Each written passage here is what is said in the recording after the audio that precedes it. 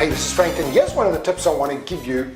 Whenever I'm traveling, either with immigration, but more so with check-in, I always check out the body language and the eye contact and the sort of attitude of the people that are checking you in. Because believe me, there are some real miserable people that hate their job that are doing it, and there are some really cheerful people. So when I'm in the queue, I try and suss out who I'm going to go to and try and work my way to either go to him or go to her. If I see somebody that is weighing everybody's hand luggage, and mine is always overweight, I know I want to avoid that person.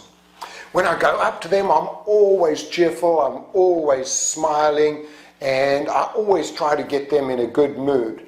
But my big thing here, and for you as well, is check out the body language the next time before you go and see someone. And by the way, where I really love to do this is when I go to immigration. I mean, these people are like the most miserable, serious people on the planet. And I just love to go in there, good morning, how are you doing today? And sort of just a little shock over there. Most of them will just grunt and keep doing what they've always done.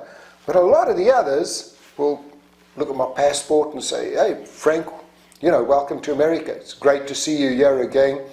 So always check out the language, always be positive when you go up to any of the check-ins or whether you go to immigration.